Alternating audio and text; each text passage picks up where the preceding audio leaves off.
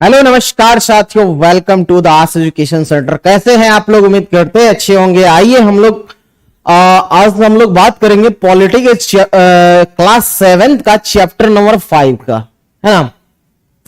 हम लोगों ने इससे पहले पढ़ चुका है आपका चैप्टर 4 में कि लड़कों और लड़कियों के रूप में बड़ा होना, ठीक है। तो हमने ये भी देखा कि समाज में कैसे कैसे जब लड़के और लड़कियां जब बड़ा होना होते हैं तो उनके साथ कैसा कैसा भेदभाव होता है, उन्हें किस प्रकार के अवसर मिलता है ना। ये सारी बातें हमने पिछले कक्षा में कर रखा था। आज हम लोग शुरू करते हैं यहां से आगे की कक्षाएं, है ना, कि औरतों ने बदली दुनिया। इस चैप्टर का नाम क्या है साथियों? औरतों ने बदली दुनिया, है ना। जो एक रूढ़िवादी धारणा था ना औरतों के लिए कि औरतें ये ना कर सकती है, इस फील्ड में नहीं जा सकती है, ये सारी चर्चाएं हम यहां पे करेंगे। कुछ उदाहरण भी है इसके अंदर कि कुछ महिलाएं ने कैसे इस रूढ़िवादी धारणा को तोड़ती है और वो आगे निकलती है, ठीक है। तो चलिए हम लोग शुरुआत करते हैं इस चैप्टर के, है ना।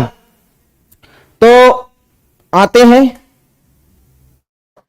पहले, कह रहा है कि कम अवसर और कठोर अपेक्षाएं। देखिए बात ऐसी है साथियों कि जो औरतें होते हैं ना, स्त्रियां महिलाएं जो होती है ना, उनके पास, लड़कियां जो होती है ना, उनके पास अवसरें कम मिलती है, ठीक है। और उनसे अपेक्षाएं जो रखी जाती है ना, वो बहुत ज्यादा रखी जाती है। तो वही कह रहा है कि मतलब अवसर कम और कठोर अपेक्षाएं की यहां पे बात हम करेंगे। कि जैसे देखिए कि कह रहा है कि अनेक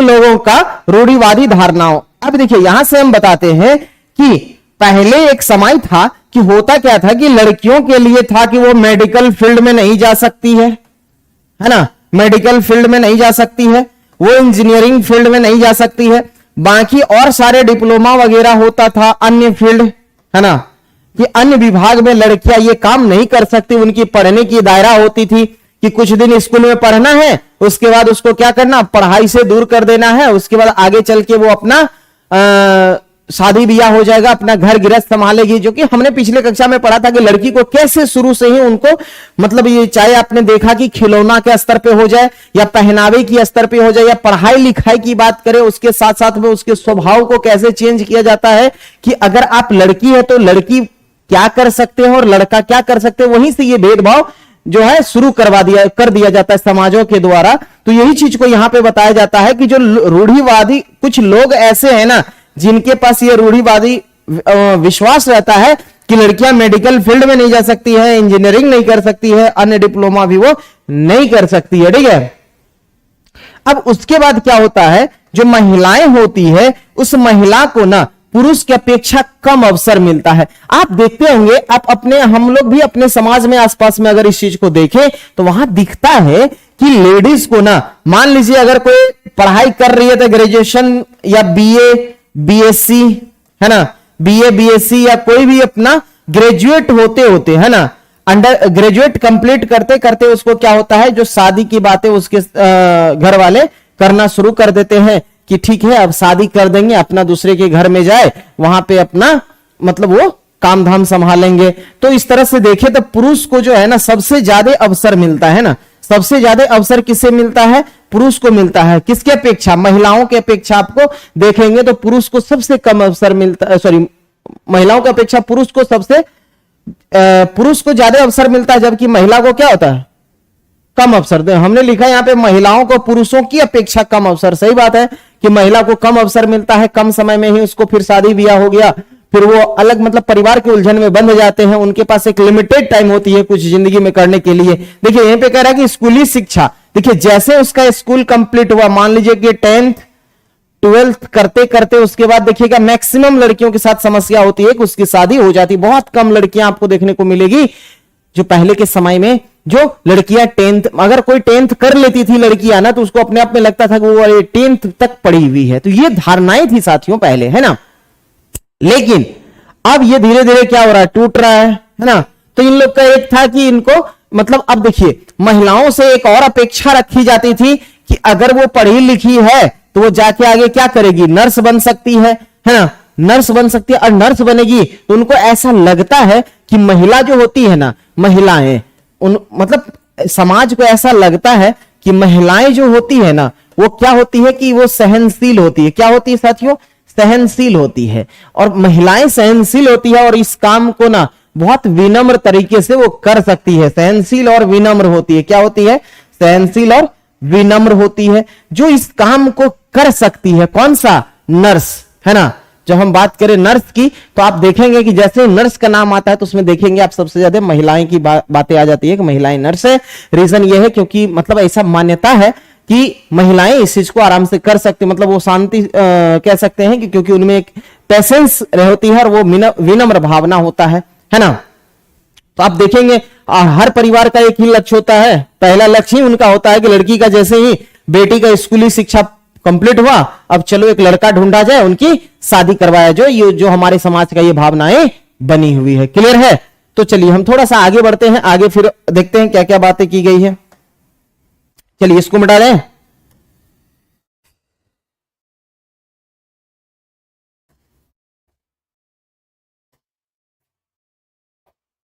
चलिए अब देखिए, लेकिन ये जो रूढ़िवादी धारणा था हमारे समाजों के द्वारा, इसे किसी ने तोड़ा। तो उसमें सबसे पहले नाम आता है इनके राम सुंदरी देवी के। ये राम सुंदरी देवी जो है ना, वास्तव में ये बंगाल के है। कहां की है? ये बंगाल की महिलाएं हैं। ठीक है। इन्होंने क्या किया कि इस धारणा को तोड़ती है। इन्होंने इनको भी शुरुआती में पढ़ने की आजादी नहीं मिली, इनको पढ़ने नहीं दिया जाता था। फिर लगा कि यार कैसा जीवन है और कैसे हमारी जीवन चलती है, तो इन्होंने अपना एक पुस्तक लिखा था, अपने जीवनी को लिखी थी। ये जब ये 60 वर्ष की अवस्था में जब पहुंच गए ना, कब साथियों? ये 60 वर्ष की अवस्था में, मतलब 60 वर्ष की अवस्था में यानी 1860 के आसपास अगर हम बात करें, तब ये अपना एक आत्मकथा लिखती है। क्या लिखती है? अपनी आत्मकथा लिखती है। आत्मकथा का नाम है, ये आत्मकथा लिखती है ना। इस आत्मकथा का नाम है क्या? अमर जीवन, है ना। ये बंगाली थी तो इसके ऐसे लिखा जाता था, अमर जीवन। जीवन बोल लीजिए या जीवन बोल लीजिए, है ना। इसी को दूसरे नाम में क्या बोला जाता था? आभार जीवनी, है ना। इसी का अन्य नाम क्या है इस पुस्तक का? आभार जीवनी, है ना। तो ये अमर जीवन जो लिखी थी, ये अपने जीवन की कहानी को उसमें प्रदर्शित की है। कौन? ये महिलाएं। कौन थी ये? राम सुंदरी देवी। और ये पहली महिला थी। कौन थी? अपनी आत्मकथा लिखने वाली, है ना। आत्मकथा लिखने वाली जो है, आत्मकथा लिखने वाली, पूरे भारत का मैं बात कर रहा हूं साथियों, इसको नोट कर लीजिएगा। ये पहली महिला है आत्मकथा लिखने वाली। आत्मकथा लिखने वाली पहली महिला वो कौन है? तो वो राम सुंदरी देवी है, जो अपने बारे में इस मतलब एक जब आत्मकथा, सोचिए 60 वर्ष की अवस्था में, मतलब इनकी पढ़ाई की ये समस्याएं थी कि वो 60 वर्ष की अवस्था में जाके वो शिक्षित होती है और वो अपने बारे में एक कहानी लिखती है, और उस कहानी में इस चीज को दर्शाया है कि हम लोग का जीवन कैसा था, मतलब महिलाएं किस तरह से आए, मतलब कितना वो संघर्ष कर करके आगे बढ़ती है। ठीक है। चलिए, तो ये पहली आत्मकथा लिखा गया था किसी महिला के द्वारा। क्लियर हो गया। अब आते हैं सेकंड महिला, एक है आपके सामने। वो महिला है कौन सी? तो उनका नाम है आपका लक्ष्मी लाकरा, है ना। इनका नाम क्या है? लक्ष्मी लाकरा। वास्तव में ये कहां की रहने वाली है? ये झारखंड की रहने वाली। कहां की रहने वाली है? झारखंड की रहने वाली। ये बन जाती है क्या पता है? लोको पायलट बन जाती। क्या बन जाती है? Loco pilot. Loco pilot. अब ये जब लोको पायलट बनती है साथियों ना, तो ये अपने जीवन के बारे में बताती है। जब इनका एज जब ये 27 वर्ष की होती है ना, है ना, ये जब 27 वर्ष की ये महिला होती है और इस जीवन मतलब अपने जीवन के बारे में बताती है कि कैसे यहां तक पहुंचे और ये रेल का इंजन चलाना स्टार्ट किया, है ना। ये रेल इंजन चलाना कैसे स्टार्ट किया, इस जीवनी को ये बताती है कि सबसे पहले अगर बात करें तो ये एक आदिवासी समुदाय से, किससे है संबंधित? ये आदिवासी समुदाय से संबंधित है ये महिलाएं। क्लियर है। अब देखिए होता क्या है कि कि इनका जन्म वो आदिवासी झारखंड के गरीब आदिवासी के घर में होता है। इनके जो माता पिता होते हैं ना वो बिल्कुल गरीब होते हैं, ये गरीब फैमिली से होती है। लेकिन इनके माता पिता ने क्या करता है, इनको पढ़ाने के लिए मतलब प्रोत्साहन करती है, कोशिश करती है कि ये आगे बढ़े। लेकिन इनके अंदर भी एक जिद बना हुआ था कि नहीं हमको कुछ करना है, ये जिद इनके अंदर भरा हुआ था। और इन्होंने क्या किया कि मतलब वो सारे मतलब जो बाधाएं थी उसको तोड़ते हुए इन्होंने पहले क्या किया, स्कूली शिक्षा पूरा की, है ना। स्कूली शिक्षा जैसे पूरा की उसके बाद ये क्या करती है आपका कि वो एक डिप्लोमा करती है ना, वो डिप्लोमा करती है। और ये जो डिप्लोमा की है ना साथियों, ये डिप्लोमा जो की है ये की है आपका मैकेनिक में, है ना, मैकेनिक ब्रांच से, सॉरी इलेक्ट्रॉनिक से, इलेक्ट्रॉनिक ब्रांच से ये क्या करती है, इलेक्ट्रॉनिक ब्रांच से ये क्या करती है, ये डिप्लोमा कर लेती है। अब आपको पता है कि मैकेनिक इलेक्ट्रॉनिक ये सब ब्रांच से अगर डिप्लोमा हो जाता तो उन्हें लोको पायलट के लिए वो एलिजिबल हो जाती है। और ये पहली लड़की होती है कि ये डिप्लोमा भी करती है इलेक्ट्रॉनिक ब्रांच से, उसके बाद ये वहां पे बाइक चलाना भी सीखती है ना। और उसके बाद जाके ये क्या करती है, पहली बार बैठती है एग्जाम में। कौन से एग्जाम में, ये रेलवे की एग्जाम में। और फर्स्ट अटेम्प्ट में ये क्या होती है, क्वालिफाई हो जाती है। और जाके फिर ये रेल का इंजन चलाना शुरू करती प्रशिक्षण के बाद। तो ये कहां की महिलाएं थी, लक्ष्मी लाकरा। इन्होंने भी ये रूढ़िवादी सोच को क्या किया, तोड़ने का काम किया। क्लियर। अब आते हैं इसके आगे एक महिला और है, ठीक है। तो अब कहिएगा, एक बात यहां बताना भूल गए कि अगर आपसे ये पूछे कि ये किस रेलवे जोन में ज्वाइन की थी पहली बार कोई महिला लोको पायलट, तो ये की थी साथियों, ये उत्तरी रेलवे था। कौन सा था, नॉर्थ रेलवे बोर्ड में ये ज्वाइन की थी, उत्तर रेलवे बोर्ड, है ना। जो नॉर्थ रेलवे बोर्ड है उसी में ये ज्वाइन करती है। और ये पहली महिला होती है आदिवासी जो इस रूढ़िवादी सोच को तोड़ते हुए आगे बढ़ती है। क्लियर। चलिए अब बढ़ते हैं थोड़ा सा आगे। अब आते हैं कहानी पे कि यहां पे कौन है, इनका नाम है रुकैया सखावत हुसैन, ठीक है। देखिए ये रुकैया सखावत हुसैन जो है ना, इनका जो जन्म है ये होता है आपका कब, 1880 में। वास्तव में ये एक मुस्लिम समुदाय की महिलाएं हैं। किस समुदाय की है साथियों, तो ये है मुस्लिम समुदाय की।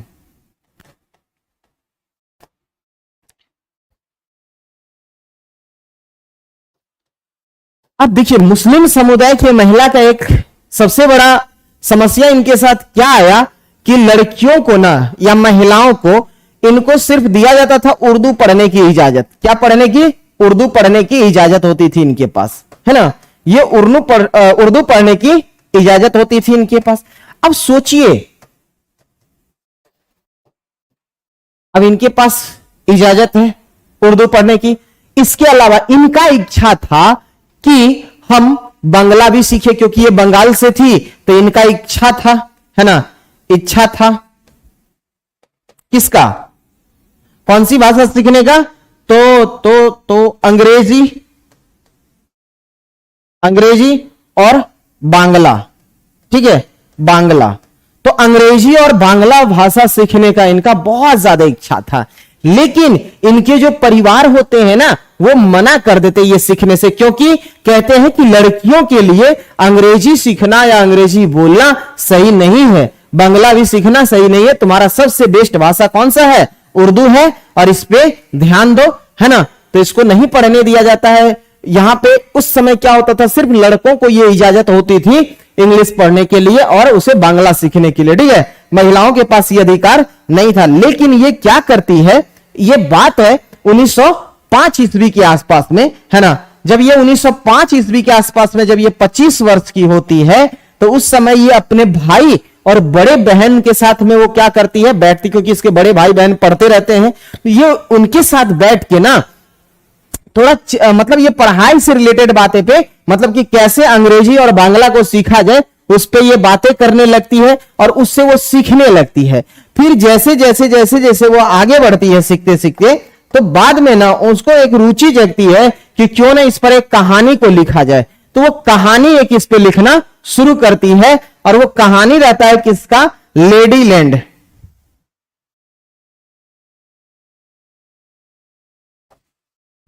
एक मिनट, हाँ ये था लेडीलैंड।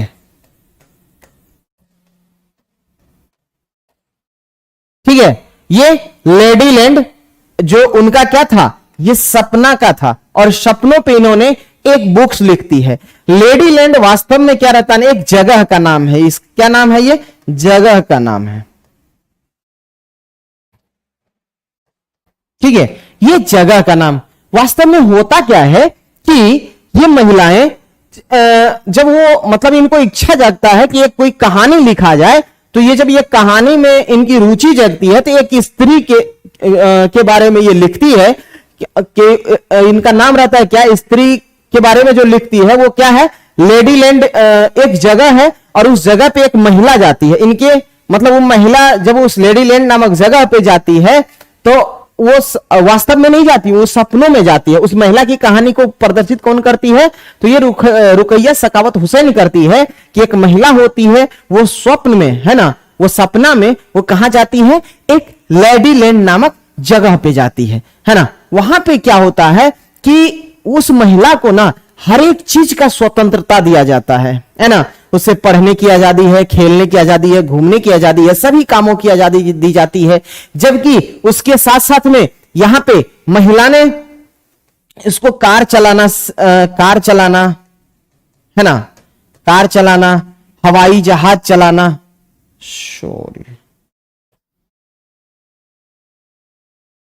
हवाई जहाज चलाना, ये सब भी सिखाया जाता है। ठीक है, उसके बाद जो पुरुष के जो अस्त्र शस्त्र होते थे ना, जो पुरुष जो युद्ध में जाते थे, वो अस्त्र शस्त्र जो होता था वो लोग के पास, अस्त्र शस्त्र जो होता था वो लोग के पास, उससे भी ये महिलाएं क्या करती थी, मतलब प्रैक्टिस करती थी। मतलब वो सभी चीजों से परिपूर्ण थी वो महिला। ठीक है, और उसी के बारे में इस कहानी को वो दिखाती है। लेकिन वो जब सब कुछ महिला को मतलब वो सब कुछ सीख जाती है, गाड़ी चलाना और उसके बाद घूमना फिरना, सब कुछ की आजादी होती है उसके पास में, है ना। और वो अस्त्र शस्त्र भी चलाते हैं, किसका, पुरुष वाले जो अस्त्र शस्त्र होते हैं उसको भी ये चलाती है ना। ये पुरुष वाले जो होते हैं, पुरुष वाले, उसको भी ये महिलाएं चलाती है। ठीक है, लेकिन ये तो एक स्वप्न है ना। जब उस महिलाओं का स्वप्न खुलता है तो वास्तव में ऐसा नहीं रहता है। क्लियर है? चलिए, यही थी कहानी किसका, रुकैया सखावत हुसैन का। तो यही तीन महिला है जो सबसे पहले ये रूढ़िवादी सोच को तोड़ने के लिए आगे आई थी। क्लियर है? बढ़ा जाए आगे। चलिए, अब देखिए वर्तमान समय की बात करें तो वर्तमान समय में शिक्षा के बारे में हम लोग बात करते हैं। ठीक है, देखिए यहां पे आपके सामने एक फोटो लगा हुआ है। ठीक, ये क्वालिटी ऑफ एजुकेशन का बात कर रहा है। और ये देखिए हम लोग जानते हैं जो ये एसडीजी का गोल है ना, एसडीजी है ना, सस्टेनेबल डेवलपमेंट गोल है ना। ये जो गोल है साथियों, ये टोटल गोल कितने हैं, 17 है। कितने हैं, 17। और 17 में ना चौथे नंबर में क्या आता है कि क्वालिटी ऑफ एजुकेशन, मतलब गुणवत्तापूर्ण शिक्षा के बारे में बात करती है कि सभी लोगों को गुणवत्तापूर्ण शिक्षा मिलनी चाहिए। यह सस्टेनेबल डेवलपमेंट गोल का गोल नंबर 4 में दिया हो गया है। क्लियर है? क्वालिटी ऑफ एजुकेशन का देखिए यहां पे बातें करती है। क्लियर? चलिए, तो इसके अनुसार अगर देखें तो आपके बुक के अनुसार यह कहा जा रहा है कि जब 2011 का जब जनगणना हुआ था तो लड़कों और पुरुषों की अगर बात की जाए, है ना, किसका, लड़कों व पुरुषों की अगर बात करें तो यहां पे लगभग 82% साक्षर थे। पूरे भारत में 82% क्या थे, साक्षर थे। क्लियर?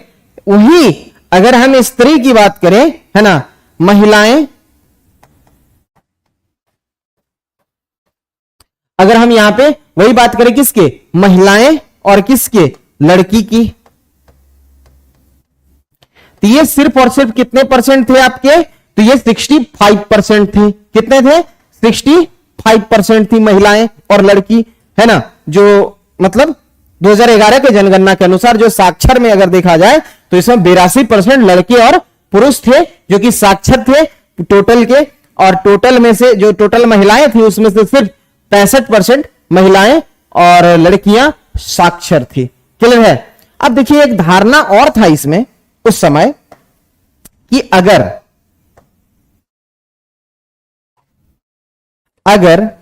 स्कूल में मुस्लिम लड़की अगर पढ़ाई कर रही है तो वो सिर्फ 3 वर्ष, है ना, कितने दिन तक वो स्कूली शिक्षा में समय बिताती थी, है ना, 3 वर्ष तक ही वो क्या करती थी स्कूल में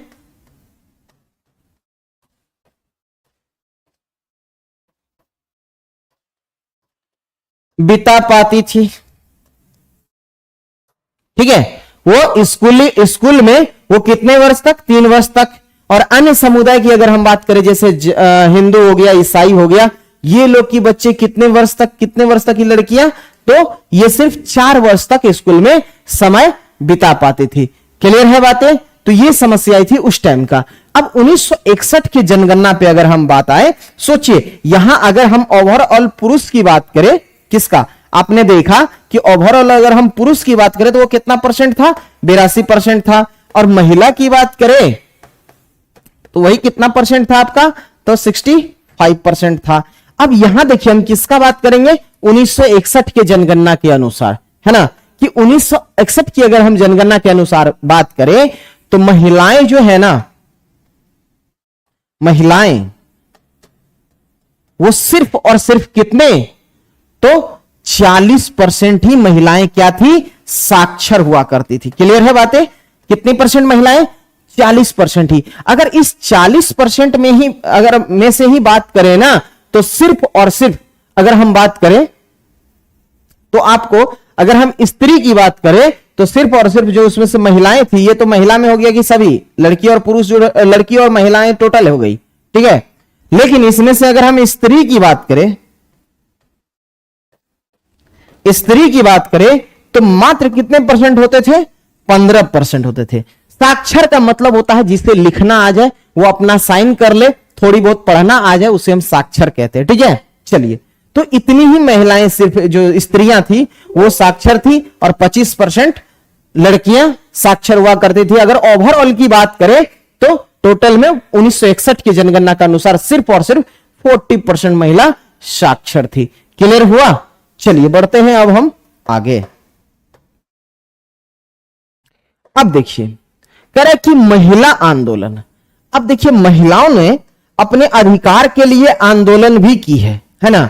जो महिलाएं हैं अपने अधिकार के लिए वो क्या की है, आंदोलन भी की है। जैसे अब देखिए क्या होता था कि महिलाओं को अपना अधिकार नहीं मिल पाता था, है ना। जो महिला को आंदोलन करने के पीछे मेन रीजन ये था कि महिला को अपना अधिकार नहीं मिल पाता था, है ना, उनका शोषण होता था, है ना। तो इसके चलते क्या हुआ कि इन्होंने क्या करने लगा, अपने अधिकार की मांग के लिए आंदोलन भी किया है महिलाओं ने। ठीक, तो वही कह रहा कि जब ये महिला जब आंदोलन करती है तो इस अभियान जब उनके द्वारा किया जाता है तो इस आंदोलन के बाद 1997 में, है ना, 1997 में एक आता है विशाखावाद। ठीक है, ये आता है आपका विशाखावाद। ठीक है, इस विशाखावाद के बाद सरकार ने निर्देश दिया कि उसके क्या सार्वजनिक स्थल पर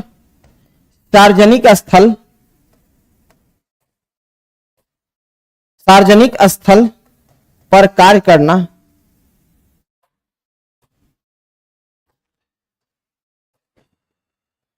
सार्वजनिक स्तर पर कार्य करना तथा निजी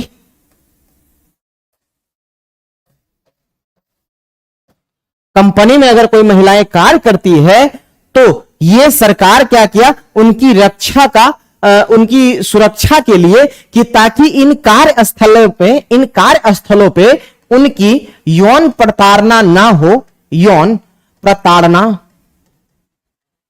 प्रताड़ना ना हो, इसको ध्यान में रखते हुए क्या किया गया, एक गाइडलाइन तैयार किया गया जो विशाखावाद 1997 की कहानी है, जिसमें इसको क्या किया गया कि असंवैधानिक घोषित कर दिया और ऐसा करने के बाद उसे अपराध के तहत माना गया है और कड़ी से कड़ी सजा देने की बात की गई है ये कब किया गया था आपका 1997 में किया गया था। ठीक है, अब देखिए महिलाओं का आंदोलन होने के पीछे मेन रीजन क्या था, उनके साथ क्या हो रहा था, भेदभाव हो रहा था एवं हिंसा हो रहा था। तो इसी के विरोध में उन्होंने क्या किया, ये अभियान चलाया था, है ना। जो महिला है हिंसा उनके साथ हो रहे भेदभाव और हिंसा के कारण क्या किया, उन्होंने यह अभियान किया। और इस अभियान के बाद क्या होता है कि वर्ष 2005 में, है ना, वर्ष 2005 में अगर हम बात करें तो एक कानून पास होता है। ठीक है, ये वर्ष 2005 में एक अधिनियम आता है जिसका नाम क्या होता है, घरेलू हिंसा, घरेलू हिंसा से संरक्षण अधिनियम।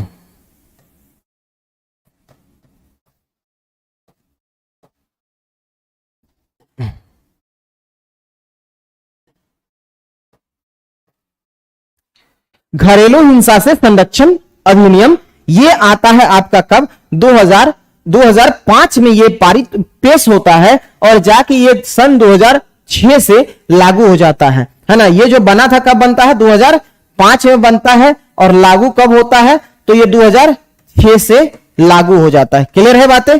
तो देखिए ये जो महिला अधिकार अरे इसको कम करो ना यार, बहुत गर्मी लग रहा है।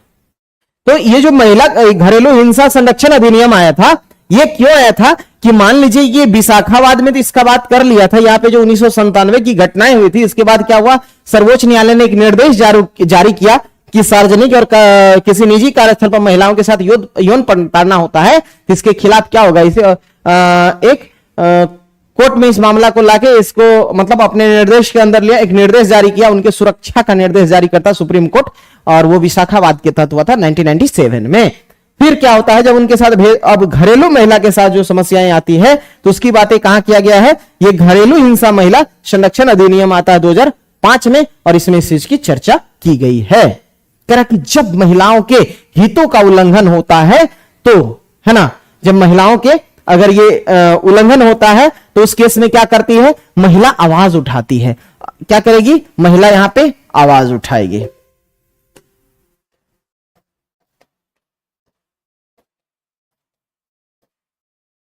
आवाज उठाएगी, है ना, महिला क्या करेगी, आवाज उठाएगी। इसके लिए अभी आप देखेंगे तो बहुत सारे आपका एनजीओ वगैरह भी चलता है ना, एनजीओ वगैरह भी चलता है जो महिलाओं के अधिकार के, अगर महिलाओं के साथ हिंसा हो रहा हो, भेदभाव हो रहा हो तो उसके खिलाफ मतलब ये इस चीज के लिए। फिर आप देखेंगे तो आपका ये महिला आयोग जो महिलाओं के हितों के संरक्षण करती है ना। इसके आगे अगर हम बात करें तो औरतों के अधिकार के प्रति जागरूक। अब धीरे धीरे महिलाएं भी क्या हुई है कि अपने अधिकार के प्रति क्या हो चुकी है, जागरूक हो चुकी है।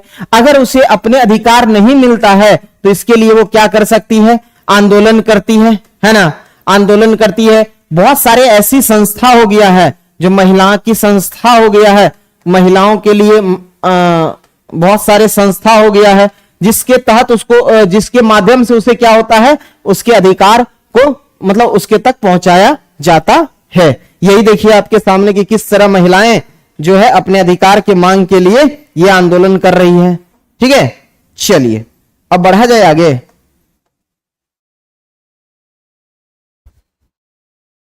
अब आता है कुछ महत्वपूर्ण तथ्य को हम लिए हैं, है ना, आपके सामने। अब है कि अंतरराष्ट्रीय महिला दिवस कब मनाया जाता है साथियों, तो ये मनाया जाता है 8 मार्च को। कब मनाया जाता है, तो 8 मार्च को मनाया जाता है ना। एक दहेज प्रथा आंदोलन की एक सक्रिय नेता थी, उस सक्रिय नेता का नाम क्या था, है ना। तो इसमें एक सक्रिय नेता हुआ करती थी, एक महिला जो दहेज प्रथा आंदोलन के लिए। अच्छा, आप जानते हैं कि यह दहेज प्रथा भी क्या था, ये काफी मतलब एक बड़ा मुद्दा था। तो इसके लिए क्या किया गया, महिलाओं के साथ, ये घरेलू हिंसा में ही आता है, जो महिलाओं के साथ बहुत ज्यादा प्रताड़ना झेलना पड़ता था उसके परिवार वालों से। तो इसके कारण क्या हुआ था कि जो दहेज प्रथा से रिलेटेड जब आंदोलन हुआ था तो उसमें एक महिला का नाम था सत्या रानी देवी, है ना, सत्या रानी देवी, है ना। यही महिला क्या करती है, इसके विरोध में आवाज उठाती है और ये सक्रिय नेता बनती है। किस चीज का, तो आपका दहेज प्रथा आंदोलन का। अब देखिए बेटी बचाओ बेटी पढ़ाओ की अगर हम बात करें तो इसकी शुरुआत अपने देश में यशस्वी प्रधानमंत्री श्री नरेंद्र मोदी जी करते हैं। ये कब करते हैं आप लोग बताइएगा। इसका शुरुआत तो इसे 2014 में किया जाता है, लेकिन एक्चुअल में ये स्टार्ट होता है 2015 में। वो भी कहां से होता है तो हरियाणा से होता है। कहां से होता है? हरियाणा से होता है। ठीक है, क्यों? अब आपको लगा होगा कि क्या ये हरियाणा से क्यों किया गया था? क्योंकि आपको पता होना चाहिए कि सबसे कम लिंगानुपात है ना, सबसे कम लिंगानुपात जो है, लिंगानुपात बोले तो सेक्स रेशियो जो है, ये किसका कहां का है? तो आपका वो हरियाणा का ही था। तो इसीलिए हरियाणा से नरेंद्र मोदी जी ने इनको शुरुआत किया था बेटी बचाओ बेटी पढ़ाओ के, है ना। अब देखिए कुछ बातें आती है कि देखिए गुणवत्तापूर्ण शिक्षा, इसके बारे में हमने बात कर लिया है। एसडीजी के कितने गोल्स, एसडीजी के कितने क्रमांक है? गोल नंबर 4 में इसका बात किया गया है। अब देखिए सुल्ताना का स्वप्न पुस्तक के लेखक कौन है? सोचिए, हमने कुछ देर पहले बात किया था एक महिला के बारे में जिसका नाम क्या था? रुकैया, रुकैया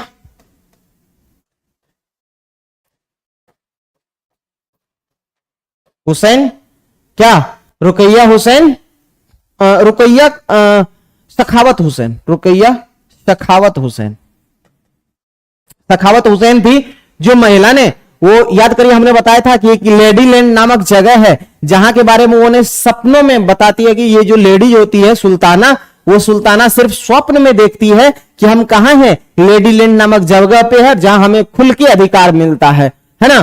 तो ये सब बातें इसमें की गई है। तो यहां तक क्लियर हो गया। तो अब बताइए हम चलें एनसीईआरटी पे? तो चलते हैं, हम बुक पे आते हैं, बुक के महत्वपूर्ण इस अध्याय पे।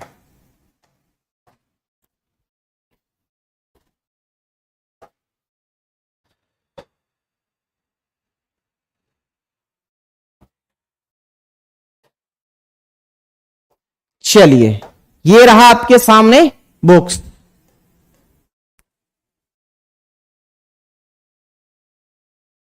हमने इसके बारे में बात कर लिया है। कह रहा है कि पिछले अध्याय में आपने किस तरह से देखा कि महिलाओं द्वारा किया जाने वाला घर का काम ही नहीं, घर के काम को लोग काम ही नहीं मानते। कह रहा हमने यह भी पढ़ा था क्या कि घरेलू काम और परिवार सदस्यों की देखभाल को पूरा करने का समय का काम, कार्य को प्रारंभ करना या समाप्त करने की कोई निश्चित समय सीमा भी नहीं होती है ना। ये सब बातें हमने पिछले चैप्टर में कर रखा है। ठीक है, अब देखिए, अब इस अध्याय में कह रहा है कि हम घर के बाहर के कामों को देखेंगे, समझेंगे कि कैसे कुछ व्यवसाय महिलाओं की अपेक्षा पुरुष के लिए अधिक उपयुक्त समझे जाते हैं। यह भी जांच करेंगे कि समानता प्राप्त करने के लिए स्त्रियों ने कैसे संघर्ष किए हैं और पहले भी और आज भी शिक्षा प्राप्त करना एक ऐसा तरीका है जिसमें महिलाओं के लिए एक नए अवसर निर्मित किए जा सकते हैं। और साथ ही इस अध्याय में हम यहां पे हाल के वर्षों में महिला आंदोलनों द्वारा भेदभाव को चुनौती देने के लिए किए जाने वाले विभिन्न प्रकार के प्रयत्नों के बारे में हम लोग संक्षेप में जानेंगे इस चैप्टर में। ठीक है, चलिए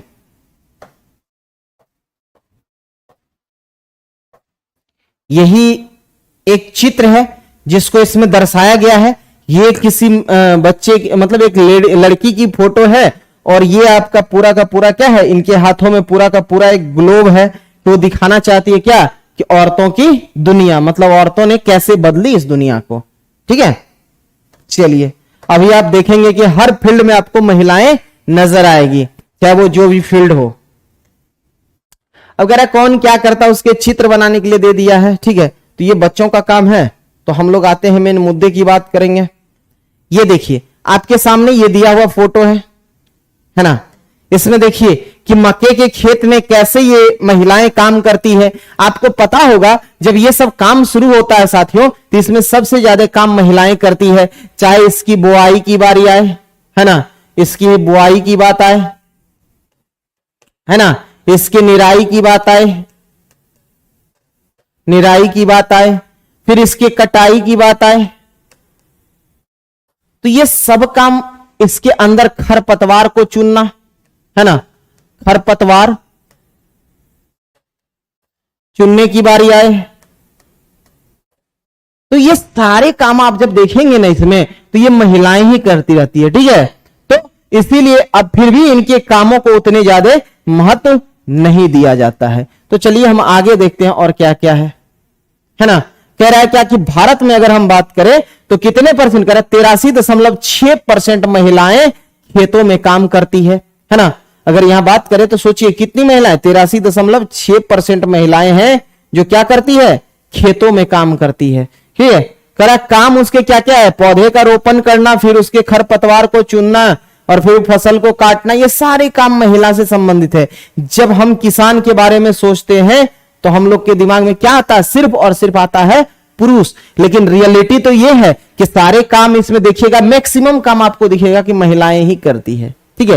पुरुष मान लीजिए आके अपना खेत को जुताई कर दिए, फिर उस खेत को तैयार कर दिए, बोने योग्य बना दिए, फिर देखिएगा बाकी काम जो इस पौधा को रोपने से लेके जब तक ये बड़ा हुआ तब तक सारे काम महिलाएं के द्वारा ही की जाती है, ठीक। तो हम आते हैं थोड़ा सा मेन मुद्दे की बात करते हैं, चलिए यहां से, है ना। कह रहा काम के अवसर और कठोर अपेक्षाएं जो महिलाओं से रखी जाती है। कह रहा रोजी मैडम की कक्षा के अधिकांश बच्चे ने नर्स के लिए महिलाओं और पायलट के रूप में पुरुषों का चित्र बनाए। मतलब जब यह चित्र बनाने के लिए बच्चों को दिया जाता है ना, तो यहां पे यह देखा गया है कि अधिकांश बच्चे ने नर्स के लिए किसका चित्र बनाया, महिला का, ठीक है। और पायलट की अगर चित्र की बात करें तो उसमें किसका चित्र बनाया, पुरुष की। ऐसा उन्होंने इस कारण से किया कि उन्हें लगता है कि घर के बाहर भी महिलाएं कुछ खास तरह के अच्छी काम कर सकती हैं। उदाहरण के लिए इसमें देखिए, जिसमें नर्से की बात की, देखिए बच्चों को लगा कि ठीक है, ये जो चित्र बनाने के लिए आपको बताए थे आगे दिया हुआ था पीछे, उसमें क्या क्या दिखा कि जब बोला अलग अलग टाइप का चित्र बनाए तो उसमें मैक्सिमम जगह दिखा कि पुरुषों का चित्र था, लेकिन एक जगह जो नर्स का जो था उसमें महिला का बना हुआ था। तो इसलिए उस बात से यह दिखाया जा रहा था कि मतलब कुछ जगह ऐसा है जहां महिलाएं भी अच्छी काम कर सकती है, ठीक है। देखिए करा क्या, क्योंकि वे अधिक सहनशील और क्या होते हैं, विनम्र होते हैं। इसे परिवार में स्त्रियों की भूमिका के साथ अगर मिलाकर देखा जाता है ना, इसे क्या होता है, इसकी जो भूमिका है स्त्रियों की, वो किसके साथ मिलाकर देखा जाता है, परिवार में जो स्त्रियों की भूमिका होती है। इसी प्रकार माना जाता है कि विज्ञान के लिए तकनीकी दिमाग की जरूरत होती है और लड़कियों और महिलाएं तकनीकी के कार्य में सक्षम नहीं होती है। मतलब इनको लगता है जो ज्ञान विज्ञान की अगर हम बात करें तो इसमें महिलाएं ये काम नहीं कर सकती, क्योंकि इनमें वो क्षमता नहीं है, कार्य करने की क्षमताएं उनमें नहीं, वो सक्षम नहीं है। कह रहे हैं कि अनेक लोग इस प्रकार के रूढ़िवादी धारणाओं में विश्वास करते हैं, इसलिए बहुत सी लड़की को डॉक्टर और इंजीनियर बनने के लिए अध्ययन करने, प्रशिक्षण लेने व सहयोग नहीं मिल पाता है। आप देखिए कि अब तो धीरे धीरे फिर भी ठीक हुआ, लेकिन पहले एक समय था कि महिला को डॉक्टर हो जाए, इंजीनियर हो जाए, ये सब खास करके अब तो डॉक्टर में ज्यादा, आप इंजीनियरिंग में आज भी देखिएगा कि आपको लड़कियां कम दिखेगी। इसके पीछे रीजन क्या है, क्योंकि एक धारणा सा बना हुआ है कि लड़कियां इंजीनियरिंग नहीं करेगी, मतलब उनके लिए वो भारी भरकम काम है वो नहीं कर सकती है। साथियों ऐसी बात नहीं है कि लड़कियां हर वो काम कर सकती है, मतलब हर फील्ड में वो काम करने के लिए तैयार है, ठीक है।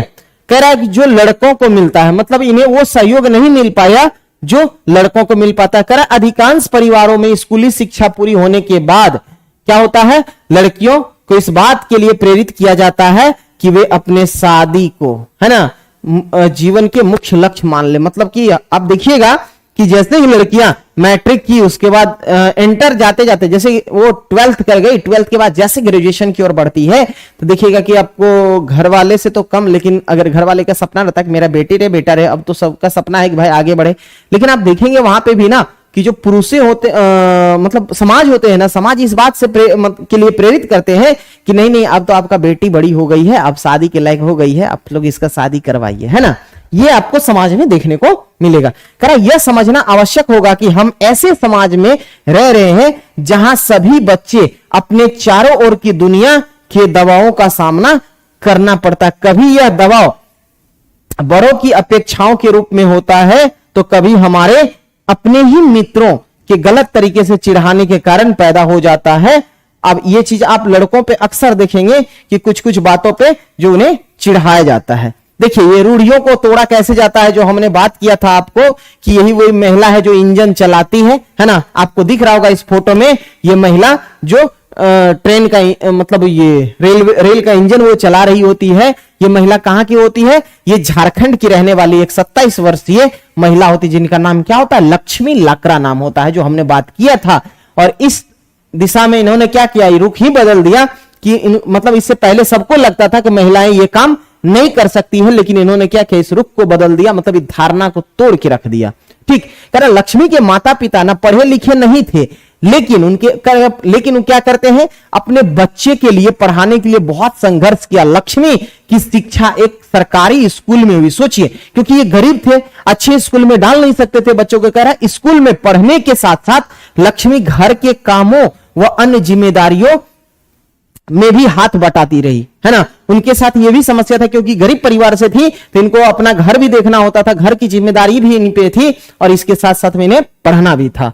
ठीक है, तो ये सारे काम के उसने मन में क्या बना लिया था, मन लगाकर और मेहनत से क्या की, पढ़ाई की और स्कूली शिक्षा पूरा करके वो किस में, इलेक्ट्रॉनिक में। देखिए यहां पे इलेक्ट्रॉनिक में क्या करती है, डिप्लोमा कर लेती है और वह रेलवे बोर्ड की परीक्षा देती है ना। और पहला ही अटेम्प्ट में वो क्या हो जाती है, उत्तीर्ण हो जाती है परीक्षा। सोचिए, मतलब ये कहीं ना कहीं एक लगन को दिखा रहा है और ये धारणा तोड़ने की बात है कि लगता है कि लड़कियां ये काम नहीं कर सकती है। इसी धारणा को तो इन्होंने तोड़ा। पर लक्ष्मी कहती है मुझे चुनौतियों से खेलना पसंद है, और जैसे कोई यह कहता है कि फला काम लड़कियां के लिए नहीं है, मैं करके रहती हूं। मतलब कि इनका कहना है कि मुझे चुनौतियों से खेलना स्वीकार है। और यह आप लोग को भी करना चाहिए कि अगर चाहे आप लड़का हो लड़की हो, अगर कोई कहता है आपसे कि यह काम तुम नहीं कर पाओगे तो आप उनको हंस दीजिए, बोले सही बात है, और वो करके दिखाइए उनको। जिस दिन आप कर लीजिएगा ना तो उसका सर नीचे हो जाता है। ठीक है, तो यही कहती है कि हमें चुनौतियों से खेलना मुझे स्वीकार था। और ये क्या करती है लक्ष्मी, अपने जीवन में ऐसा करने के लिए उन्हें अनेक अवसर आए। और जब वह इलेक्ट्रॉनिक करना चाहती थी, जब उसने पॉलिटेक्निक में मोटरसाइकिल चलाई और जब उसने तय किया कि हमें क्या बनना है, इंजन के ड्राइवर, मतलब रेलवे इंजन का लोको पायलट बनना है, इसका दृष्टिकोण सीधा साधा है कि जब तक मुझे मजा आ रहा है, मैं किसी को नुकसान नहीं पहुंचा रही हूं और मैं अच्छे से रह पा रही हूं और अपने माता पिता की मदद कर पा रही हूं, तो मैं अपने तरीके से क्यों ना जीऊं। मतलब इनको लगता है कि क्या मतलब हम ऐसा गुनाह क्या कर रहे हैं कि हम अपने तरीके से नहीं जी सकते हैं। जब हमें मान लीजिए कि हम ना किसी को नुकसान नहीं पहुंचा रहे हैं, ना किसी का कुछ हम हड़प रहे हैं, हम अपने माता पिता परिवारों के क्या कर रहे हैं, अपने मतलब उनके सुख दुख की भरपाई हम कर रहे हैं हर तरफ से, तो हम इस तरह से क्यों ना जीऊं, है ना। तो ये बातें रखती है यहां पे कौन, लक्ष्मी लाकरा। चलिए अब कह रहा नौकरी प्राप्त करने के लिए दबाव होता है जिसमें उन्हें अधिक वेतन मिले। यदि वे दूसरे लड़कों की तरह व्यवहार नहीं करते, ये लड़कों की बात करें, तो उन्हें चिढ़ाया जाता है और धौंस दी जाती है। कि आपको याद होगा कि कक्षा 6 में हमने पुस्तक में कह रहा है कि ये क्या पढ़ा था, लड़का का बचपन से ही उसको क्या कर दिया जाता है, दूसरों से के सामने रोने के लिए जो चिढ़ाया जाता था। याद करिए, हमने बताया था कि जब लड़का अंदर से क्या होते, विनम्र नहीं होते, वो अंदर से वो दृढ़ होते हैं। रीजन क्या है कि उनको रोने नहीं दिया जाता किसी के। अगर कोई रोता भी था किसी कहीं पे, तो उसका दोस्त लोग क्या करते हैं, उसको चिढ़ाते हैं। तो यहां पे देखिए कुछ कहानियां देवी परिवर्तन के लिए सीखना। मतलब स्कूल जाना आपके जीवन का एक बहुत महत्वपूर्ण हिस्सा है। ठीक है, कह रहा है स्कूल जाना आपके जीवन का एक बहुत महत्वपूर्ण हिस्सा है। जैसे स्कूलों में हर साल अधिकाधिक संख्या में बच्चे प्रवेश ले रहे हैं। हम इसी के बारे में यहां पे देखिए कुछ चर्चाएं दी हुई हैं, करते हैं। करा जेवियर अपना 10वीं बोर्ड की परीक्षा फलों को देखकर खुश था।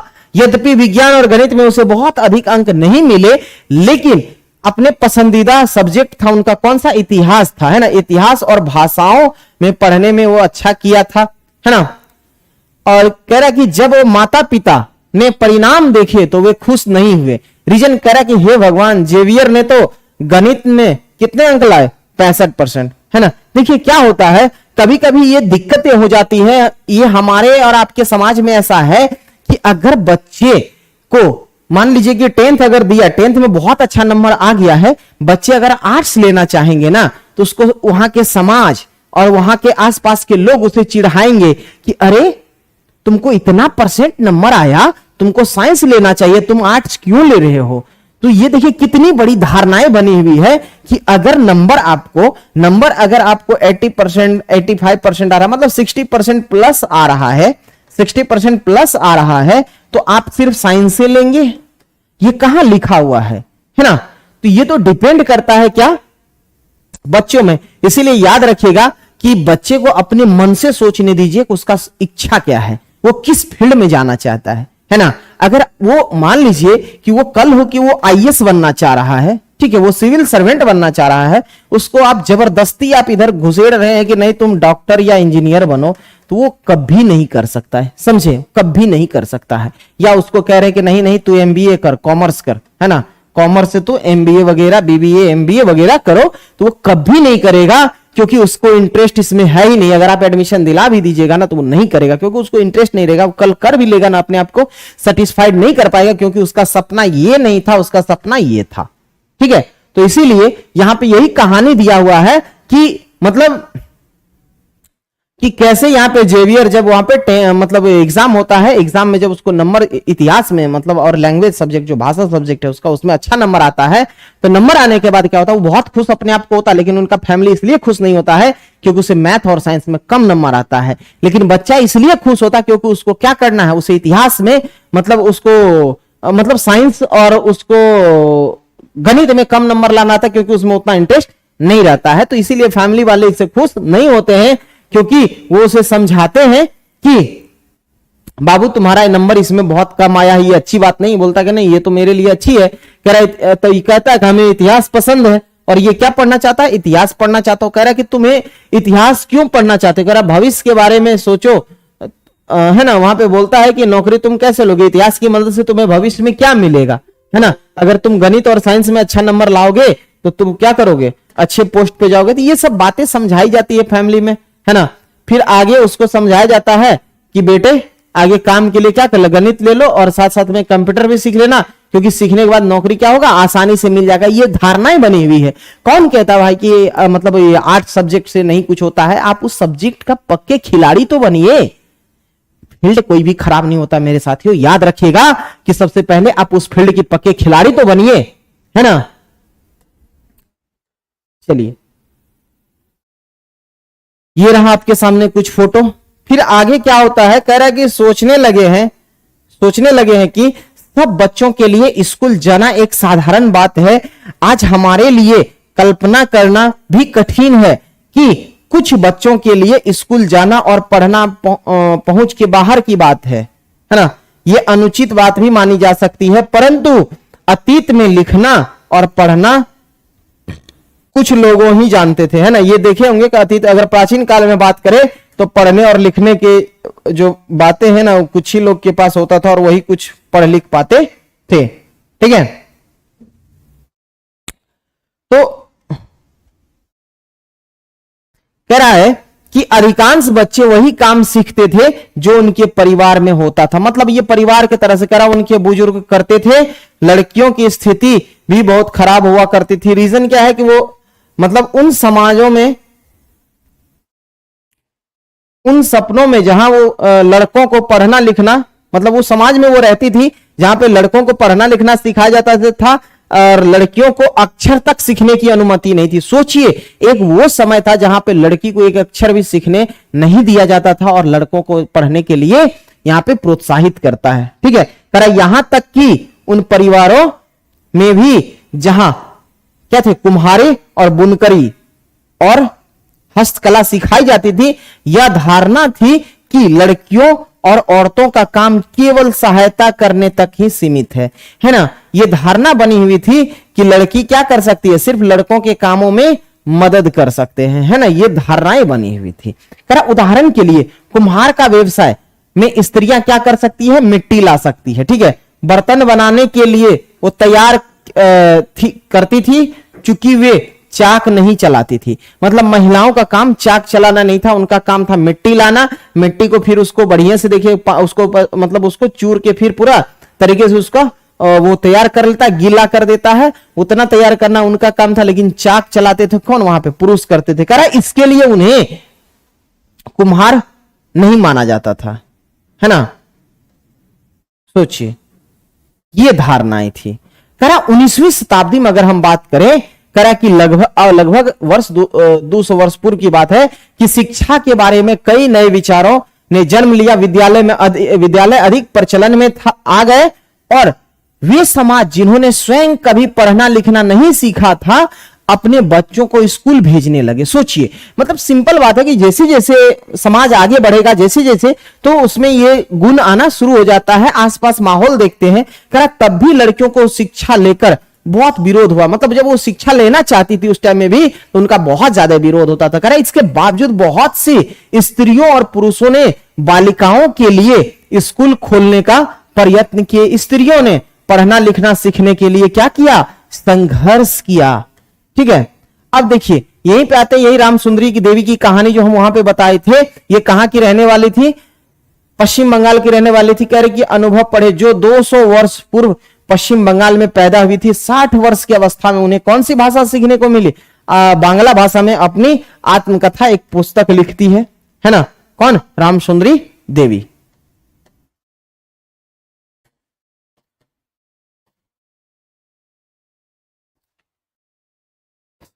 कह रहा है क्या नाम लिखती, इस पुस्तक का नाम क्या है, अमार जीवन, है ना।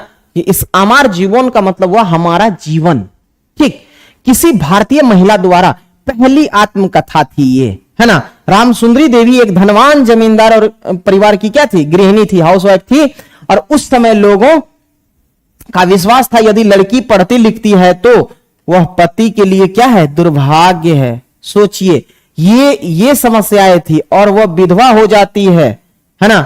मतलब कि कहने का सोच देखिए कैसा था कि अगर आप पढ़ लिख लोगे तो कल होके तुम पति के लिए दुर्भाग्य बनोगे, तुम्हारे पति मर जाएंगे और तुम क्या हो जाओगे, विधवा हो जाओगे। सोचिए कितनी बड़ी ये मतलब उस समय की रूढ़िवादी सोच हुआ करता था, विडंबना था। कह रहा इसके बावजूद उन्होंने अपनी शादी के बहुत समय बाद स्वयं ही छुप छुप कर क्या सीखी, पढ़ना लिखना सीखी ये महिलाओं ने, रामसुंदरी देवी ने, ठीक है। कह रहा कि मैं अत्यंत सवेरे ही काम करना, अब देखिए ये क्या क्या बताती, कह रही है कि मैं अत्यंत सवेरे ही काम करना शुरू कर देती थी और उधर आधी रात हो जाने के बाद भी काम में लगी रहती थी। बीच में जो विश्राम नहीं होता था उस समय वह केवल कब थी, 14 वर्ष की थी। मतलब उनको समय तक नहीं मिलता था विश्राम करने के लिए। मन में एक अभिलाषा पनपने लगी कि मैं पढ़ना सीखूंगी और एक धार्मिक पांडुलिपि पढ़ूंगी, ठीक है। कह रहा मैं अभागी थी, उन दिनों की स्त्रियों को नहीं पढ़ाया जाता था। बाद में स्वयं ही अपने विचारों का विरोध करने लगी। मुझे क्या हो गया, स्त्रियां पढ़ती नहीं है, मैं कैसे पढ़ूंगी। और फिर मुझे स्वप्न आया, मैं चैतन्य भगवान, है ना, वो चैतन्य भगवान का इनको क्या आता है, स्वप्न आता है ना। तो मतलब इनको लगता है कि हमें पढ़ना चाहिए, ठीक है। ये पढ़ने के लिए आगे बढ़ती है। मतलब इनको फिर भी लगता है कि मैं एक कैसी अभागी औरत हूं जो मैं पढ़ना चाहती हूं, है ना, उनके मन में आने लगता है, ठीक है। तो चलिए फिर इस कहानी पर हम लौट के आएंगे, थोड़ा सा इसमें पढ़ेंगे, बढ़ते हैं आगे, है ना। तो वो चैतन्य महाराज जो चैतन्य है, जो एक संत थे, उनके बारे में ये पढ़ रही थी। कह रहा बाद में दिन के समय जब रसोई में बैठी हुई भोजन बना रही थी तो मैं अपने पति के सबसे बड़े बेटे से कहते हुए, विपिन, है ना, मतलब उनके आज भी देखिए कि महिलाओं गांव में या शहरों में भी है बचे हुए इस चीज को कि जब किसी को बुलाना, अपने हस्बैंड को बुलाना होता है तो या तो अपने बड़े बेटे का नाम ले लेते हैं, नहीं तो उनके पापा के नाम से बुलाया जाता है, ठीक है। तो जैसे वो विपिन बोली तो उनके पापा आते, कह रहा कि मैंने अपनी चैतन्य भागवत यहां छोड़ी है, जब मैं इसे मंगाऊं तो इसे अंदर ले आना, ठीक है। वो करा वे पुस्तक छोड़कर चले गए। जब पुस्तक अंदर रख दी गई तो मैं चुपके से उसका एक पन्ना निकाल लिया और सावधानी से इसे छुपा दिया। उसने छुपाना भी एक बड़ा काम था उस समय में। सोचिए कि जहां पढ़ने की बात नहीं की जा रही है वहां पे एक पुस्तक जो लाया था, उस पुस्तक के एक पन्ने को निकालना और निकाल के छुपा देना, ये कितनी बड़ी बातें थी उस समय में। ठीक है, चलिए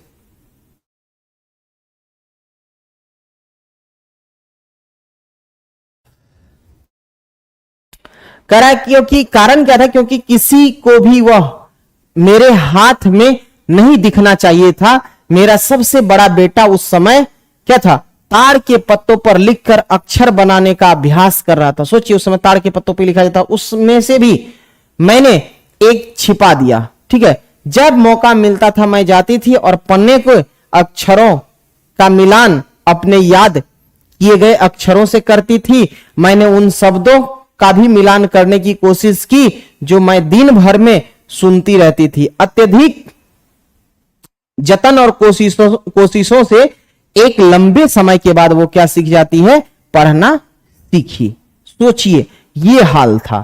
ठीक, अब देखिए ये रामसुंदरी देवी फिर क्या कहती है आगे कि वो अक्षर का ज्ञान उन्हें चैतन्य भागवत पढ़ने का अवसर दिया। स्वयं अपने लेखन से उन्होंने संसार को उस समय की स्त्रियों के जीवन के बारे में जानने का एक अवसर दिया। रामसुंदरी देवी अपने देवनंदिन जीवन के अनुभव को विस्तार से लिखा और ऐसे भी दिन होते थे जब उन्हें दिन भर में क्षण भर का भी विश्राम नहीं मिलता था। इतना समय भी नहीं कि वे जरा बैठकर कुछ खा भी ले। सोचिए ये समस्याएं थी उस समय उनके साथ में, है ना। तो थोड़ा सा अब हम थोड़ा आते हैं बैक में। अब करा यहाँ पे कुछ कहानी है, किसके बारे में लिखा है, रामसुंदरी देवी और रुकैया हुसैन जिन्हें पढ़ने लिखने की अनुमति नहीं मिली थी। और इस स्थिति में भी इसके विपरीत उन्होंने क्या किया, वर्तमान समय में भारत की बड़ी संख्या में लड़कियों की स्कूल जा रही है और इसके बावजूद बहुत सी लड़कियों की गरीबी और जो इनको शिक्षण की सुविधाओं का अभाव और भेदभाव के कारण उसे स्कूल जाना छोड़ देती है। ठीक है, उसके बाद सभी समाज और वर्गों की पृष्ठभूमि वाले बच्चों के शिक्षण की समाप्त सुविधाएं, है ना, प्रदान की जाती है, विशेषकर लड़कियों को। आज भी भारत में क्या है, ये चुनौती है उन्हें शिक्षा प्राप्त करना। तो वर्तमान समय की शिक्षा से पहले हम आते हैं, इस बात पे थोड़ा सा रह गया, ये खातून है, इनके कहानी पर। ठीक है,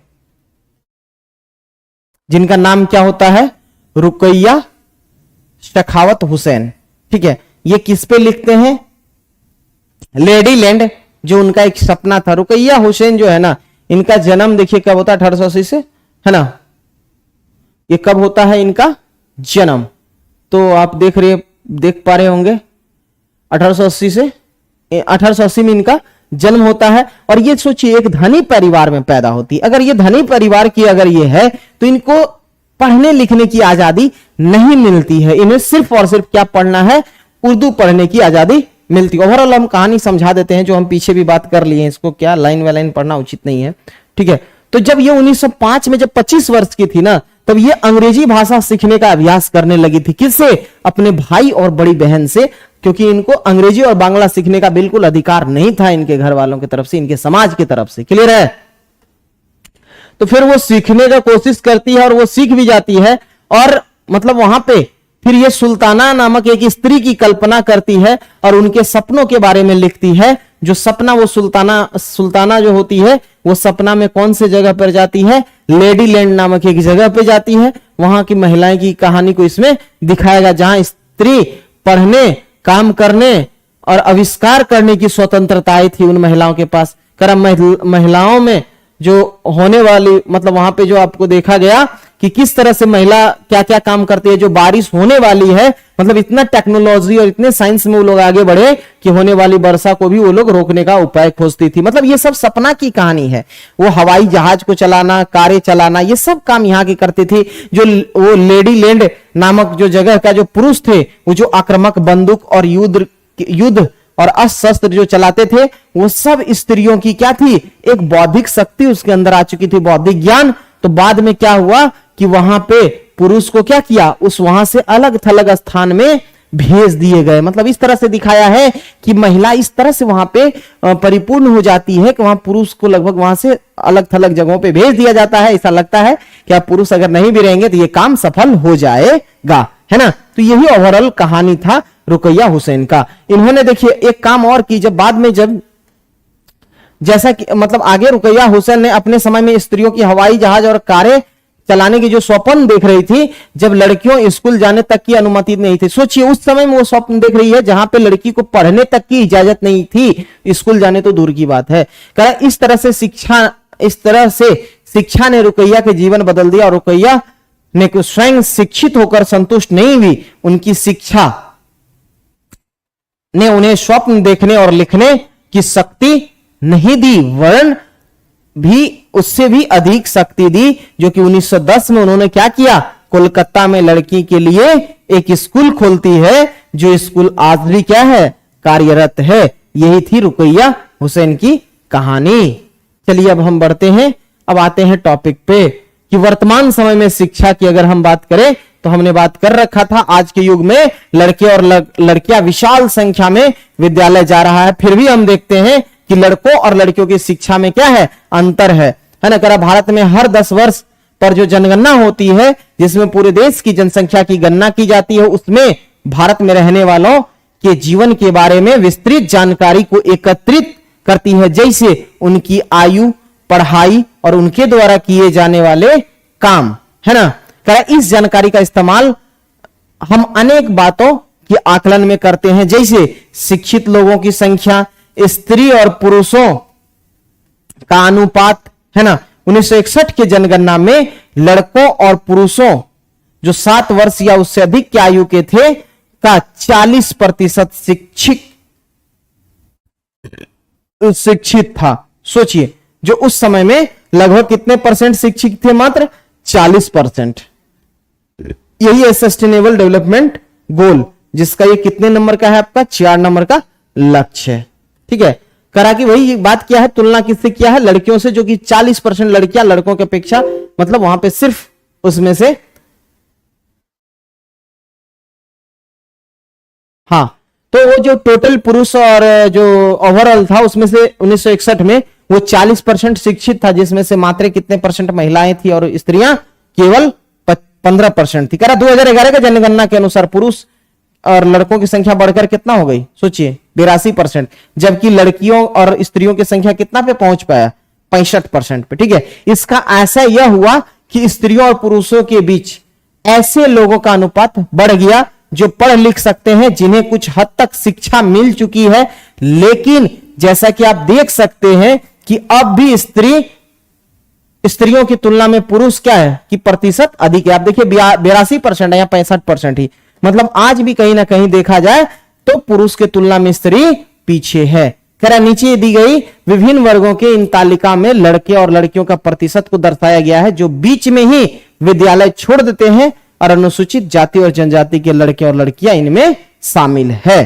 तो आप देखिए सामने, आपके सामने ये दिया हुआ है कि जैसे ये लोग पढ़ना शुरू करते हैं, कक्षा 1 से 5 तक जाते हैं, तो ये सब ओवरऑल का है, मतलब ये इसमें सभी आते हैं।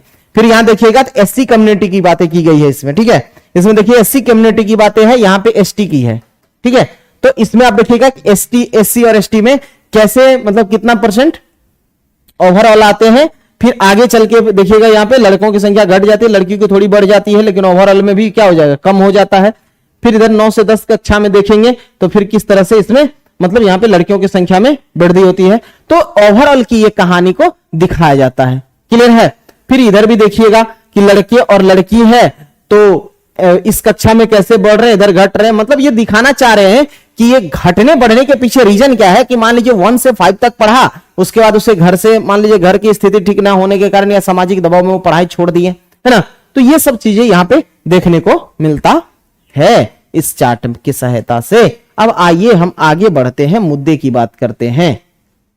कह रहा है कि संभवतः अपने ऊपर दी गई ये जो तालिका था, कि इस पर ध्यान दिया होगा कि सब लड़कियों की श्रेणी की तुलना में अनुसूचित जाति और जनजाति की लड़कियों की स्कूल छोड़ने की दर क्या है, अधिक है ना। इसका अर्थ हुआ कि दलित और आदिवासी पृष्ठभूमि की लड़कियों के पास क्या है, स्कूल में रहने की संभावना कम रहती है, मतलब वो लोग स्कूल कम जा पाती है। रीजन क्या है, क्योंकि वो गरीब होते हैं, घर के कामों में भी उसको शामिल होना पड़ता है अगर, और फिर उनके समाज का ही रहता कि चलो जल्दी शादी करा देंगे तो थोड़ा हमें मुक्त इस चीज से छुटकारा मिल जाएगा। 2011 की जनगणना में यह भी इससे पता चलता है कि अनुसूचित जाति और अनुसूचित जनजाति लड़कियों की अपेक्षा मुस्लिम लड़कियों की प्राथमिक शिक्षा पूरी करने की संभावना और भी कम रहती है। हमने आपको बताया कि मुस्लिम लड़कियों ने कितने वर्ष, 3 वर्ष तक ही स्कूल में रह पाती है, जबकि अन्य समुदाय कितने वर्ष तक, 4 वर्ष तक समय बिता पाती है स्कूलों में। देखिए अब कह रहा दलित आदिवासी, बात किया है कि जो दलित आदिवासी मुस्लिम वर्ग के बच्चे के स्कूल छोड़ देने के अनेक कारण हैं। जैसे कह रहा देश के अनेक भाग में विशेषकर ग्रामीण और गरीब क्षेत्रों में नियमित रूप से पढ़ाने के लिए ना उचित स्कूल है, ना उचित शिक्षक मिल पाते हैं, और यदि विद्यालय पास में ना हो तो आने जाने की भी दिक्कतें। देखिए ये अक्सर अभी भी गांव में होता है कि अच्छे मतलब बहुत जो है इसमें पढ़ाई इसलिए छोड़ जाते हैं कि ना तो उसको अच्छी स्कूल अगर आसपास में हो, अच्छे स्कूल है तो वहां अच्छे टीचर नहीं है, टीचर है तो फिर उनको आने जाने की मुश्किलें होती है। तो बहुत सारी ये समस्याओं को देखने को मिलता है, जिसके कारण आज भी ग्रामीण क्षेत्र में आप देखेंगे शिक्षा में लोग पिछड़े हुए हैं। चलिए अब तो फिर भी ऑनलाइन का जमाना आ गया जिसमें लोग आगे अभी बढ़ रहे हैं। क्या यही रहा आपका, ये लोगो रहा किसका, बेटी बचाओ बेटी पढ़ाओ का, है ना, जिसमें इसी लोगों को जारी किया गया था जो हरियाणा से इस चीज को लागू करता है। कह रहा है कि ये साधन जैसे बस वैन आदि की व्यवस्था ना होने से अभिभावक लड़कियों को स्कूल नहीं भेजना चाहते हैं। कुछ परिवार अत्यंत निर्धन होते हैं। बताइए निर्धन परिवार कहां से ये बस और वैन में भेज पाएंगे। कह रहा है अपने बच्चों सब बच्चों को पढ़ाने लिखाने में खर्चा नहीं उठा पाते हैं। ऐसी स्थिति में लड़कों को प्राथमिकता मिल सकती है और बहुत से बच्चे इसलिए स्कूल छोड़ देते हैं क्योंकि उनके साथ उनके शिक्षक और सहपाठी भेदभाव करते हैं। यह भी एक बड़ी समस्या है, जो बच्चों के साथ भेदभाव होता है और फिर जाके वो क्या होता है कि वो अच्छे से पढ़ाई लिखाई नहीं कर पाते हैं और बीच में ही छोड़ देते हैं। कह रहा कि जैसा कि ओम प्रकाश और वाल्मीकि के साथ हुआ था, जो कि हमने पीछे पढ़ा था, है ना। यहां पे देखिए कुछ आपके सामने चार्ट दी गई है ना। ये किस चीज का है, आपका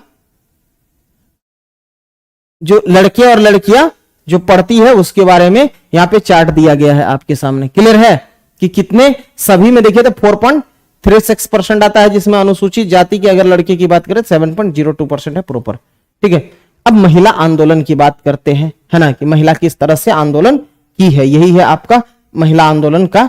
ये देखिए महिला किस तरह से सभी काम को कर सकती है। ये पुरानी एक धारणा थी कि महिला ये ना कर सकती, महिला वो नहीं कर सकती है, तो यहां दिखाया गया कि महिला क्या क्या नहीं कर सकती। कह रहा है अब महिलाओं, चलिए हम इस तरफ आ जाते, कह रहा है कि अब महिलाओं और लड़कियों को पढ़ने और स्कूल जाने का अधिकार है। अन्य क्षेत्र भी जैसे कि कानूनी सुधार, हिंसा और स्वास्थ्य, जहां लड़कियों और महिलाओं की स्थिति बेहतर हुई है। ये परिवर्तन अपने आप नहीं आए हैं।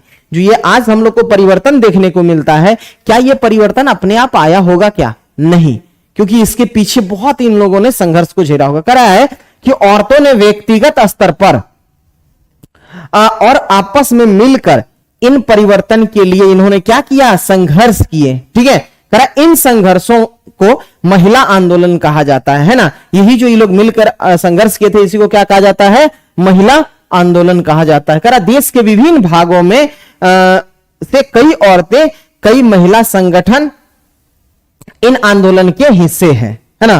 कह रहा कई पुरुष भी महिला आंदोलन को समर्थन करते हैं। इस आंदोलन में जुटे लोगों की मेहनत और निष्ठा, उनकी विशेषताएं इसे एक बहुत ही जीवंत आंदोलन बनाती है। ठीक है, तो ऐसा बात नहीं है कि ये महिलाएं हैं तो इसमें पुरुष ने, बहुत जगह महिला आंदोलन को पुरुष ने भी क्या किया है, सपोर्ट किया है। ठीक है, और जिस तरह से और ये इनमें जीत हासिल होने के पीछे क्या है, उनकी मेहनत, उनकी निष्ठा, ये बहुत बड़ी भूमिका निभाती है आंदोलन के लिए। कह रहा कि इसमें चेतना जागृत करने और भेदभाव के मुकाबला करने और न्याय हासिल करने के लिए भिन्न भिन्न रणनीतियों का उपयोग किया। किसने? महिलाओं ने, है ना। इन्हें जो ये न्याय और भेदभाव के मुकाबला भेदभाव से मुकाबला करने के लिए इन्होंने क्या किया? जो अलग अलग रणनीति बनाए और उसमें जमकर ये भाग लिए और इस आंदोलन को आगे बढ़ाए। अब कह रहा है क्या कि भेदभाव, है ना। देखिए यहां पे आपको दिख रहा होगा डिस्क्रिमिनेशन के कारण ये लोग कैसे आके यहां पे आंदोलन कर रही है। ठीक है, करा भेदभाव और हिंसा विरोध में अभियान चलाना महिला आंदोलन एक महत्वपूर्ण हिस्सा है ना। कह रहा है कि अभियानों के फलस्वरूप नए कानून भी बने हैं, है ना। जो 2006 में ये कौन सा एक कानून बना? ये था कौन सा आपका? औरतों के साथ जो हो रहा था, करा घर के अंदर शारीरिक और मानसिक जो हिंसा होता है, इस हिंसा से निपटने के लिए इनके लिए कानूनी सुरक्षा दी जा सके, इसी के लिए क्या हुआ था? जब आंदोलन होता है महिलाओं के द्वारा, तब इन्हें आगे जाके एक अधिनियम बनता है। करा इसी तरह महिला आंदोलन के अभियानों के कारण 1997 में सर्वोच्च न्यायालय ने कार्य के स्थान पर, शैक्षणिक स्थान पर, देखिए कहां पर? कार्य के स्थान पर और शैक्षणिक संस्थानों में अगर महिलाओं के साथ होने वाली यौन प्रताड़ना से उन्हें सुरक्षा प्रदान करने के लिए क्या किया? सुप्रीम कोर्ट ने एक दिशा निर्देश जारी किया। ठीक, चलिए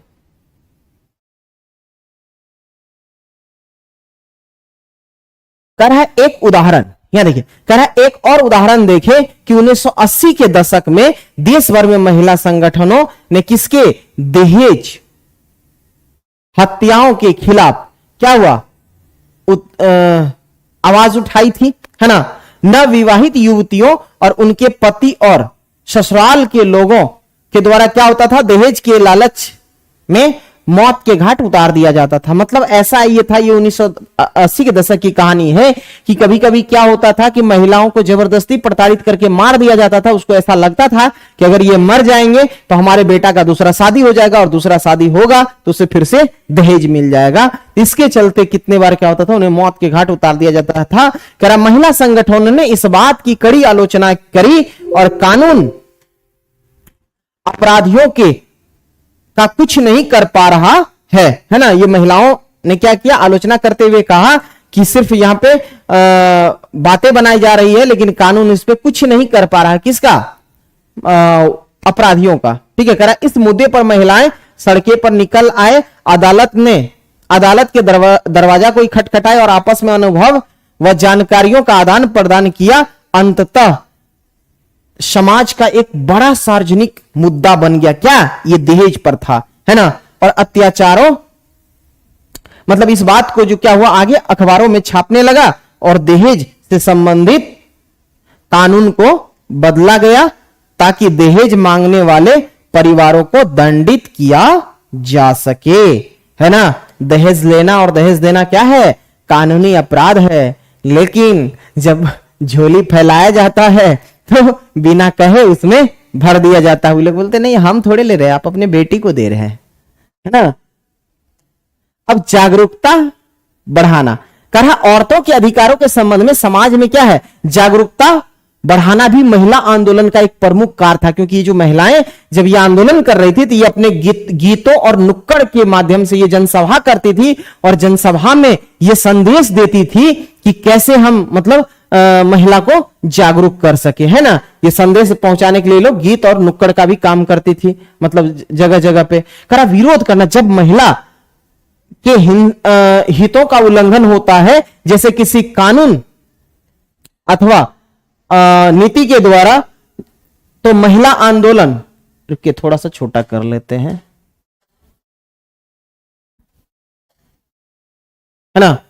तो महिला आंदोलन ऐसे उल्लंघनों के खिलाफ क्या करती है? आवाज उठाता है और लोगों का ध्यान खींचने के लिए यहां पे क्या करती है? इस पे ध्यान को आकर्षित करने के लिए बहुत असरकारक तरीका है यही। देखिए यहां पे आपको दिख रहा होगा कि महिला किस तरह से अपने आवाज को लेके यहां पे आवाज उठाती है और आंदोलन करती है। ठीक है, चलिए अब देखिए बंधुत्व व्यक्त करना है ना, करा न्याय के मुद्दों में और मुद्दों औरतों के साथ बंधुत्व व्यक्त करना भी क्या है, महिलाओं के हिंसा आंदोलन का एक हिस्सा था।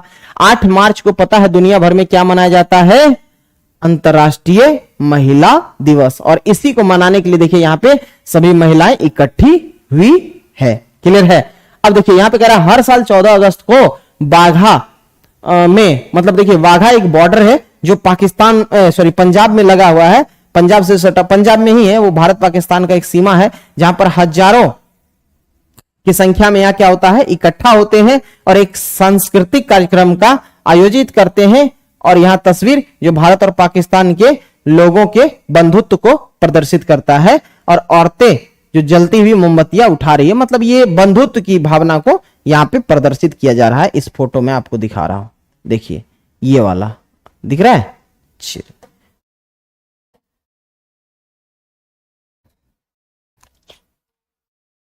ये भी देखिए आंदोलन करती हुई महिलाएं आपको दिख रही होगी, है ना, ये आंदोलन करती हुई महिलाएं आपको दिख रही है ना। चलिए अब यहां से क्या होता है, ये टॉपिक समाप्त होता है। तो कैसा लगा आपको ये चैप्टर बताइएगा आप लोग कमेंट सेक्शन में। मिलते हैं फिर अगले चैप्टर में, तब तक के लिए bye bye, good night, love you all, take care.